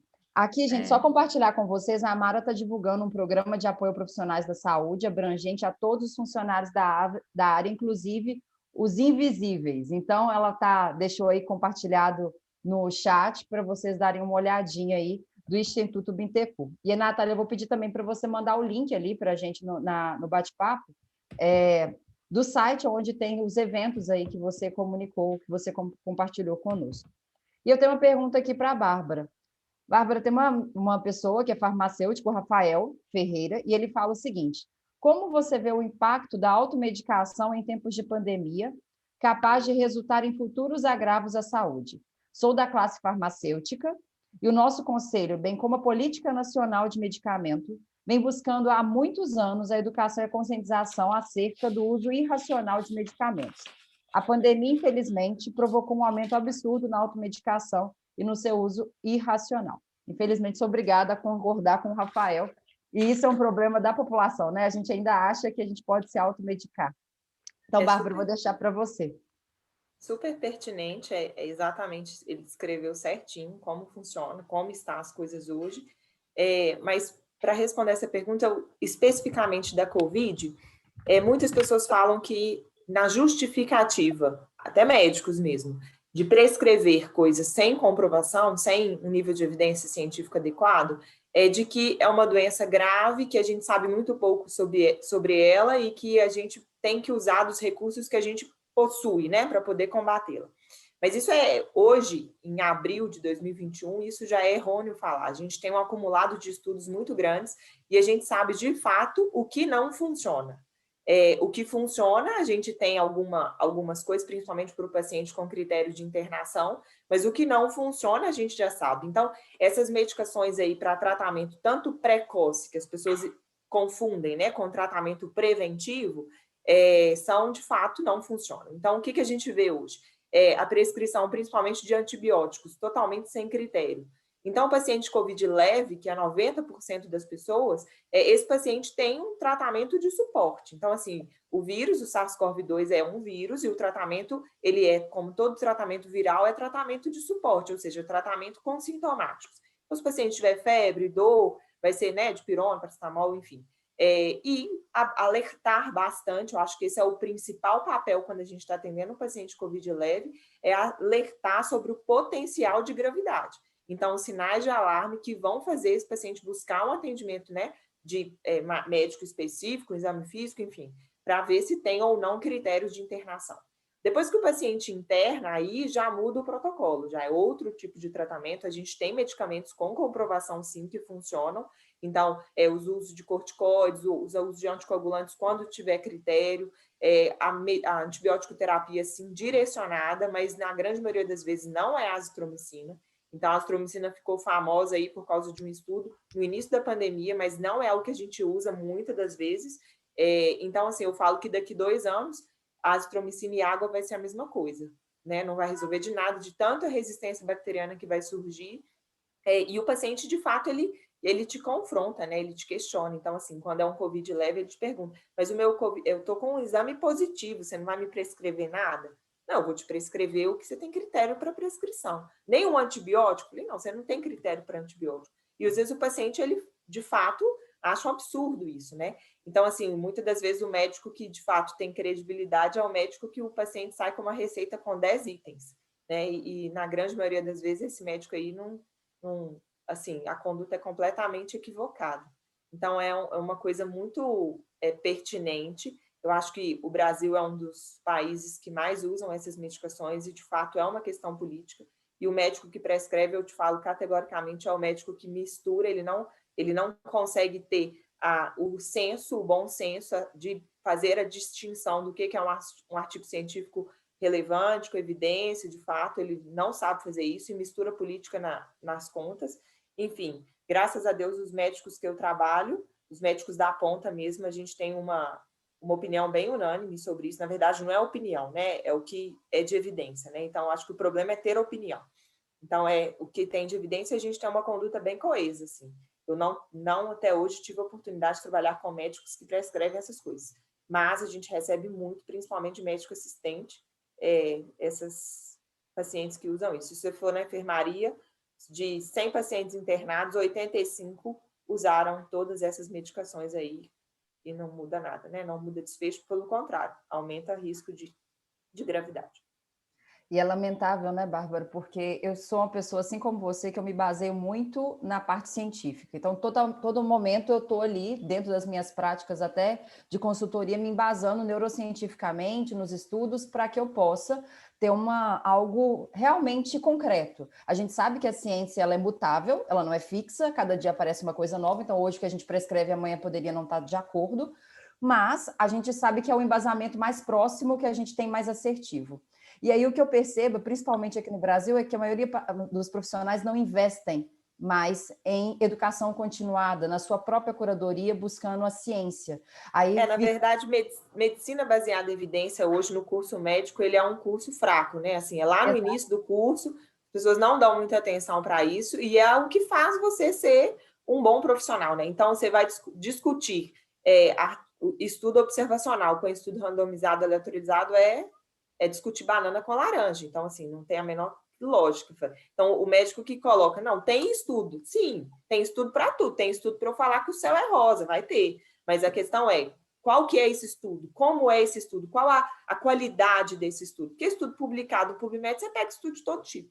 Né? Então, assim, não me justifique o uso de medicação com estudo observacional. Isso aí é o médico assina que esse CRM dele está duvidoso. Não é quali, né? Aí, no caso, tem que ser quanti, né? E aí você vê isso muito bem pelas vacinas, né? Quando você vai pegar os estudos de todas as vacinas, você vê inúmeras lacunas nos processos. E aí você fala, uai, mas cadê o dado disso aqui, que não está comprovado, né? Isso. E aí você fica assim, o que você faz com isso? Então, assim, infelizmente também tem uma deficiência de leitura, da qualidade de você saber adequadamente ler uma metodologia científica de um artigo, para você questionar os padrões metodológicos e até o tipo de revista que aquilo ali foi publicado, para a gente realmente ver se tem relevância. Então, eu concordo plenamente com você que eu acho que no Brasil faltam muitas práticas baseadas em evidências em qualquer profissão. E eu não culpo o paciente, não. Eu acho que o paciente, ele é leigo, ele não tem a menor obrigação de saber isso, ele não tem a menor obrigação, o que ele recebe, enfim. Eu culpo o profissional que prescreve. Então, ele é totalmente responsável por isso, não é o paciente. Então, enfim. O paciente não tem culpa mesmo ele sendo médico e sabendo, porque aquilo ele está vulnerável e susceptível, então não tem como. Exato, ele vai usar baseado em alguém que prescreve, então a pessoa que prescreve é que está errada. Eu queria aproveitar o gancho, Bárbara e Camila, e trazer uma discussão, quando eu vi essa pergunta no chat, né? Entendi que a medicalização estava aí em torno das questões da Covid, mas eu tenho percebido muito isso, a minha prática ontem, por exemplo, foi assustador. Eu fiz supervisão de 8 atendimentos clínicos, os 8 pacientes com pelo menos 5 medicações antidepressivas, histamínicas e por aí vai. Também tenho percebido um aumento muito grande, talvez muito na fala do que vocês fizeram, né, de não buscar a psicologia, a psicoterapia como um apoio para as questões da saúde mental e buscar a medicalização dos psicotrópicos como o alívio para o momento da pandemia. A clínica de psicologia da UNA, onde eu sou supervisora de estágio, não temos onde mais enfiar paciente. Em 3 dias de divulgação da clínica de psicologia da UNA de Betim, que é a menor campus que a gente tem, 180 pessoas buscaram atendimento psicológico, e na ficha, 90% dizendo o estado de saúde mental em função da pandemia, em função do luto, né? Um tema importante para a gente discutir, que nós não sabemos falar sobre morte, nós não queremos falar sobre morte e sobre luto, e aí a gente vem depois que acabar o caos da pandemia, com uma situação da saúde mental gravíssima, com uma automedicalização. Zolpidem agora é o novo Rivotril da moda, todos os pacientes tomando Zolpidem estão chegando à clínica de psicologia depois de altos níveis de estresse. Eu acho que esse é um assunto importante para que a gente paute, já que vocês falaram tanto da importância da psicologia, né, muito bem reforçado pela Camila, que é enfermeira, mas que sabe e valoriza a nossa profissão. Eu queria ler um comentário aqui no chat que me provocou muito, me sensibilizou muito. Uma pessoa escreveu, cadê ela, gente? Tem tanto comentário aqui que eu me perdi. Que ela faz arquitetura. A Isadora, me formo no final do ano em arquitetura e urbanismo, e ao decorrer do curso descobri que não é o que eu realmente amo. No meio dessa pandemia, descobri minha paixão pela enfermagem, e nesse bate-papo com vocês, tomei a decisão que realmente quero ser enfermeira. Muito legal, esse é o propósito do café. O café começa e surge num curso de psicologia, com alunos da psicologia que no primeiro momento queria discutir psicanálise, né, Alan? Assim, queria falar sobre violência, mulher e psicanálise, e a gente amplia tanto essa discussão, entendendo que nós somos multi, nós somos inter, e o quanto é importante todas as áreas fazerem esse bate-papo. A gente tem aqui uma administradora que já começa a fala, Natália, e eu acho isso muito louvável, já começa a fala dizendo, olha, eu não sou da saúde, meu olhar era um olhar muito clínico, muito administrativo, técnico, né? Voltado talvez até para questões da gestão e da economia, e entrar no campo da saúde te mobiliza para ver como que outras discussões, como que a gestão de pessoas ou recursos humanos, ele é fundamental a gente ter técnicos, a gente ter gestores, a gente ter um olhar de pessoas da gestão, mas um olhar humanizado. Eu gosto muito da frase que a Sandra trouxe do afeto, né? A gente precisa ser afetado. Independente se eu sou gestor, se eu cuido de números, a gente tem que entregar resultado, né, Natália? Eu sei, porque eu também sou gestora, a gente tem que entregar dados, a gente tem que entregar resultado, mas a gente está lidando com seres humanos, e fiquei muito feliz de ver. Alan sempre falou muito das ações da secretaria, a relação não é mais de professora e aluno, é uma relação de parceria, é uma relação de uma sociedade de vida, a minha e do Alan, mas nunca vai deixar de ser meu ex-aluno e nunca vai deixar de ser um orgulho ver o percurso que ele fez na carreira dele, e ele traz muito como que trabalhar na Secretaria de Saúde hoje da Prefeitura de Belo Horizonte ampliou os olhares, e agora você apresentando o que vocês estão fazendo, eu fiquei extremamente feliz, porque realmente eu não sabia da dimensão do trabalho que vocês estão fazendo na Secretaria de Saúde com as pessoas, né? Então, parabéns, Natália, eu queria reforçar. Só uma observação, que a gente, em tudo que foi dito aí, a gente lá no hospital, a gente não tem a gente não teve um preparo, né, para lidar com essa questão de dar as notícias por telefone. Isso é muito complicado. Então, assim, nessa nova onda aqui, que a gente vê pacientes muito jovens sendo acometidos, sensibiliza, traz uma sensibilidade para o profissional muito maior. E a gente pegou um paciente, muitos aconteceram isso, mas teve um que me marcou. Ele entrou no dia anterior com um catéter nasal, então ele precisava de baixo fluxo de oxigênio. Aí no dia seguinte, quando eu peguei o plantão, ele estava de oxigênio nasal. Ao longo do plantão ele foi piorando, foi para a máscara, enfim, no final do dia ele foi para o tubo. Um paciente jovem, 43 anos. Aí, nas 17 horas, eu tive que dar essa notícia para a família, enfim, que era o boletim do dia. E o paciente tinha perspectiva de alta. Então, no passômetro, quando eu peguei ele tinha perspectiva de alta, avaliar possível alta do paciente. E no final do dia, ele foi para o tubo. Então, falar isso para a família, que a família espera essa ligação, é a ligação que ela mais espera. Então, é um momento que eu, de fato, dou muita prioridade, assim, deixo muito aberto a dúvida, porque, de fato, você se coloca no lugar do outro, né? Se fosse eu ali, minha mãe internada, eu queria saber todos os detalhes possíveis.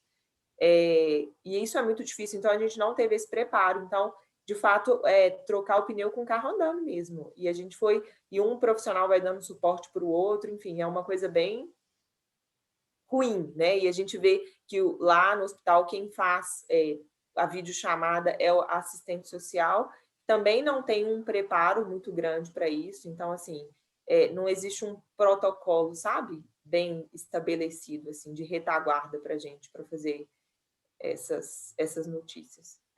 E, Bárbara, nunca foi fácil dar notícia, né? Porque, por exemplo, eu trabalhava no CTI neurológico, então tinha muita morte encefálica, então, assim, meu pior momento foi dar notícia junto ao médico de uma criança de 12 anos.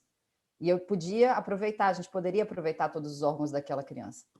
Só que naquele momento que a gente deu a notícia, para fazer os protocolos de morte encefálica e até de doação de órgãos, eu tinha a possibilidade de abraçar aquela mãe. Eu podia falar com ela que, de alguma forma, eu podia acalentar, eu podia ter afeto. Mas por telefone não dá para fazer isso. Por telefone não dá para acolher dessa forma, sabe? E eu não sei se daquele outro lado aquela pessoa está sozinha. Então, assim, se já é difícil para a gente, porque a gente chora junto, porque você olha e fala, você se sente inválida. Você fala para uma mãe, que uma criança, que é o único filho que ela tem, que ela está perdendo. E aí você não sabe do outro lado se aquela pessoa está ali ou não. Então, assim, eu acho que é ainda mais fácil porque a gente podia ter um acolhimento até dos nossos amigos profissionais ali, porque a gente se junta para se apoiar nesse momento. Mas a distância não tem como. E aí, quando eu vi a profissional, a menina, falando sobre a enfermagem, eu queria só comentar aqui que, assim, a enfermagem é uma profissão muito nobre, né? Assim como eu amo a psicologia, eu não posso deixar, apesar de não atuar mais como enfermeira propriamente dita, eu tenho muito amor pela profissão que eu escolhi com meus 17 anos, né? E eu fiquei 12 anos na área. Mas a gente da área de saúde não faz nada sozinho. Então, assim, não existe um hospital sem enfermeiro, sem médico, sem o gestor, sem o psicólogo. E isso é muito importante as pessoas saberem disso. Porque Mas a gente brinca lá que o hospital funciona sem médico, sem enfermeiro não funciona, não. Não funciona. Eu não quero ser arrogante falando isso, não, mas não funciona, não. Sem médico funciona perfeitamente, o hospital anda, fica aí muito tempo. Agora, sem enfermeiro. Seria até prepotência eu falar isso, mas eu sou obrigada a concordar, né? Mas todos vocês são importantes, né? Então, assim, que se faça aqui muito claro que qualquer profissional que está dentro da área de saúde, desde o menininho da limpeza, a pessoa que é da recepção, qualquer um, nesse momento, ele é importante para um acolhimento humanizado, para uma experiência positiva daquele cliente. Então, não existe mais ou menos profissional ali. Todos são relevantes, seja ele da área de saúde ou não. E a gente precisa valorizar todo mundo por igual, que é uma coisa que às vezes a gente não valoriza, é a menina da recepção, que também está submetida ao vírus, é a menina da limpeza, e todos esses profissionais merecem o nosso respeito e a nossa dignidade. Então, que a gente faça valer também isso aqui, porque muitas vezes a gente passa despercebido, e esses profissionais também são da saúde. Sandra, você queria falar? Não, só queria complementar que você estava falando da enfermagem. A enfermagem é a coluna vertebral do hospital, né? Sem enfermagem, nada funciona. Só isso mesmo. Eu queria só retomar um pouquinho da fala da Andréa, né? Primeiro agradecer, mas dizer que contar com a Alan também na equipe tem sido enriquecedor. A pandemia ela tem trago um olhar para que a gente possa atuar, inclusive no pós-pandemia, porque eu acho que essa questão da saúde mental nunca esteve tão em voga, mas não vai ser uma coisa temporária. Eu acho que os efeitos dela vão ser prolongados, então a gente tem que ter estratégias de enfrentamento, né, no serviço público, de saúde, no privado também, mas dizer que muitos gestores eles têm dificuldade de entender o seu papel nesse contexto da saúde mental. Então, se eu sou um gerente de um centro de saúde, eu foco meu olhar no atendimento assistencial, nos protocolos, nos EPIs, e eu esqueço que, independente de onde eu esteja, se eu sou um gestor, o meu primeiro papel é ser um gestor de pessoas. Muitos gestores embutem esse papel somente para o RH, e não é esse o nosso papel, né? Então, a gente precisa fortalecer o desenvolvimento gerencial nesse sentido, de fazer gestão de pessoas onde quer que esteja, porque o gestor ele precisa cuidar de pessoas para que as pessoas cuidem de seus resultados. Então, esse é o nosso maior desafio, né? E lidar com a saúde mental está aí nesse grande desafio, que é muito para além da pandemia, né? Eu acho que de agora em diante, o profissional psicólogo ele será ainda mais valorizado e reconhecido pelo seu importante papel que ele vai ter aí nesse enfrentamento, né, que não é um enfrentamento temporário, é um enfrentamento difícil, delicado, mas extremamente necessário para que a gente consiga manter as nossas instituições e os nossos profissionais. Alan, você ia falar? Pensei que o Alan tinha ligado o microfone, mas deve ter acontecido alguma coisa. Enquanto isso, o Alan volta aí também para a gente caminhar para o encerramento. Tem alguém que quer falar, que quer abrir o microfone, que quer fazer alguma pergunta para os nossos palestrantes? Vou reforçar o que está aqui no chat, né? Agradecendo, falando quanto hoje foi um dia muito enriquecedor, todo mundo muito admirado. Bárbara já tinha minha grande admiração, eu te encontrei numa palestra no início da pandemia, né? Nas primeiras semanas que a gente saiu para o lockdown, você já trazia uma discussão importante da pesquisa, que a gente se baseasse na ciência, e hoje eu vejo o quanto que você avançou, muito legal. Sandra, parabéns pelo seu trabalho. Realmente, ser psicólogo no campo da saúde hospitalar ainda é um lugar muito difícil para a gente, não é? Bruno, que eu estou vendo aqui, que trabalha nesse campo também, a gente ainda não é reconhecido como um profissional no campo hospitalar, então, parabéns pelo seu trabalho. Acho que a Alan voltou, você quer falar, Alan? Sim, eu ia falar aqui, mas acabou que caiu.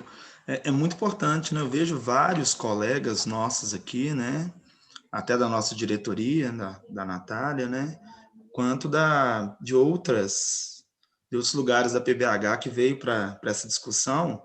E hoje eu também trabalhei na assistência, né? Como estagiário na FEMIG, trabalhei no João 23, no IPSENG, na Santa Casa. A gente consegue ver que a produção de saúde, ela contempla tudo, né? Desde a gestão, como a Camila bem disse, né? Pessoa da limpeza e também os profissionais que estão lá na ponta. E um dos maiores desafios nosso hoje, né, conforme a Natália disse, é realmente empoderar esse gestor para enfrentar essa situação muito atípica e muito complicada que estamos vivendo, né? A falta de profissional no mercado, a insegurança, o absenteísmo altíssimo, mas nós vamos lutando e buscando encaixar todas essas coisas no lugar, né? Um desafio diário, né? Queria agradecer também todas as palestrantes, né? Camila, muito obrigado pela mediação, ótimo, muito bom. Natália, também obrigada, né? Em especial, muito feliz com a sua estadia aqui, a gente já tinha conversado antes, né? Falou, olha, um dia a gente tem que ir lá conversar sobre a questão dos trabalhadores do SUS, os trabalhadores da área de saúde. E hoje nós podemos ter esta conversa aqui. Bárbara, obrigado também, gostaria de agradecer em nome do café. Sandra, chamaram um pouco de última hora, né, Sandra? Foi ótimo, muito obrigada, agradeço demais o convite, a oportunidade, viu? Estou um pouquinho meio despreparada aí com a tecnologia, falar em público também não é muito meu forte, porque o psicólogo ele gosta mais de ouvir, né? Não é muito de falar. Mas estou muito feliz, muito obrigada mesmo, agradeço muito. Foram importantes suas contribuições, né? De todas. Agradeço também a todos que estiveram aqui com a gente. Uma hora nós tivemos online aqui quase 200 pessoas. Deve ter passado umas 250 pessoas pelo nosso evento hoje. Pessoal, eu aproveito aqui para falar a lista de presença, ela é contada automaticamente para quem participou da palestra, viu? O certificado será enviado dentro de 10 dias úteis, então 2 semanas aí, a gente está se organizando e enviando o certificado.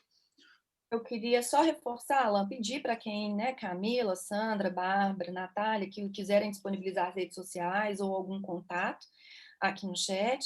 Tem várias pessoas chamando para parceria, a Márcia chamando a gente para discutir aí psicanálise e essa questão do adoecimento, da medicação. Chama a gente lá no Instagram do Café, que a gente sempre está aberto para muitas parcerias. Toda vez que a gente faz um café, surgem outros temas e outras possibilidades de discussão. Eu coloquei o YouTube do Café com Professores, vou colocar de novo, para que vocês possam depois assistir e divulgar.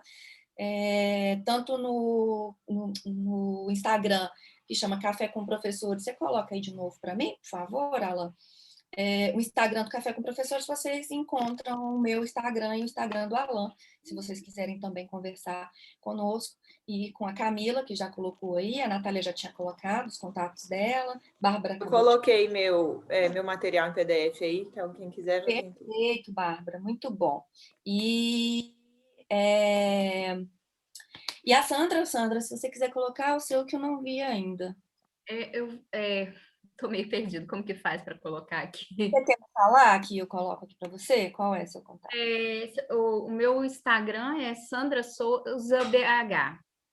Uhum. Tá? Ótimo. E o meu e-mail é sdssouza.psicologia@gmail.com. Muito bom.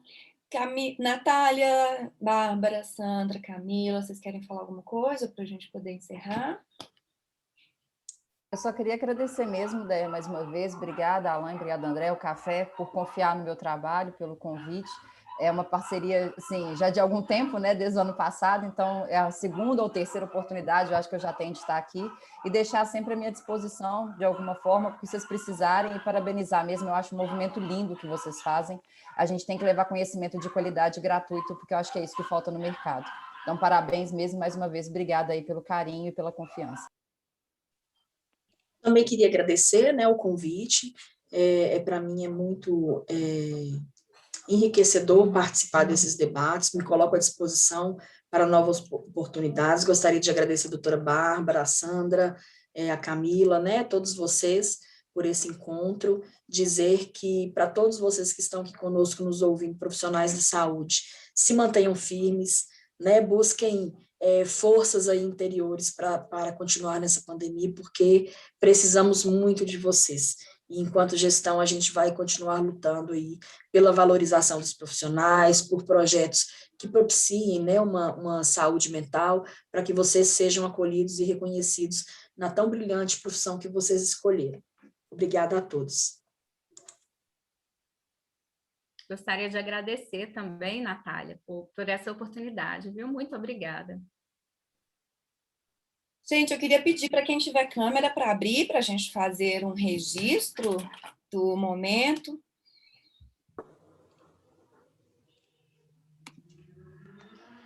Ou pessoas de máscara, que estão trabalhando na rua.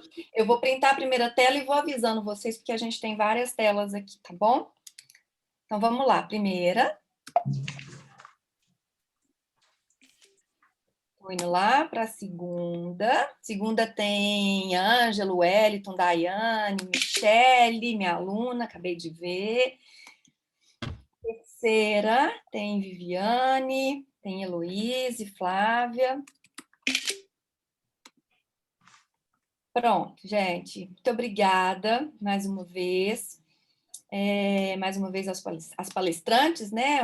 Uma manhã tão bonita, cheia de mulheres, tão envolventes na fala.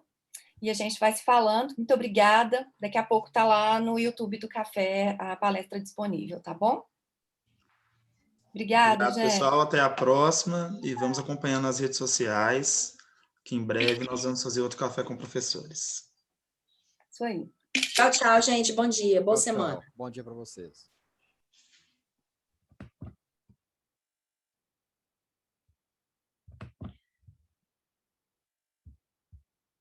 Tchau, tchau. Bom dia. Muito obrigada, viu?